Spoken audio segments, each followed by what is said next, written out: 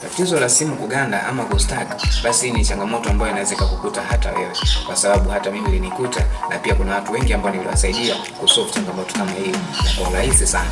Mimi nitaenda kuelekeza namna ya kuweza kusolve tatizo kama hili endapo simu yako ikaganda, ama niseme kwa lugha nyingine ikastuck.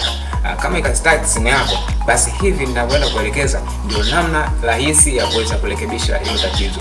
Ni rahisi sana, kuwa na mimi, ila naomba usisahau kusubscribe, kulike, kushare na comment. Bonyeza hapo chini alama ya kusubscribe na utakuwa ni mtu wa kwanza kabisa kupata video zangu kila zinapotoka. Kila aina ya video ambazo nitakazotuma, basi itakuwa na kwanza kabisa kukufikia wewe hapo. Basi nende moja kwa moja nikakuelekeze namna ya kuweza kusolve hilo tatizo. Lakini kwanza kabisa unatakiwa kujua hiyo shida inaweza ikawa storage kujaa, vile vile simu kuwa na high temperature, yani ikiwa na joto kubwa, basi inaweza pia ikasababisha tatizo kama hilo la kustaki kwa simu.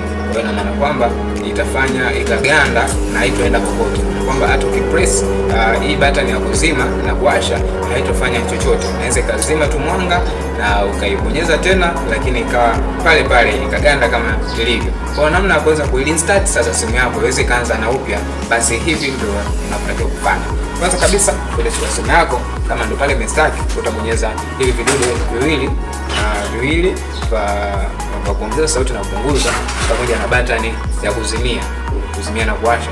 Utaibonyeza hii vyote kwa pamoja.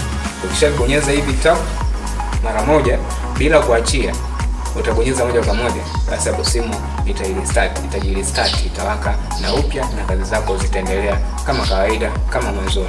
Asante sana.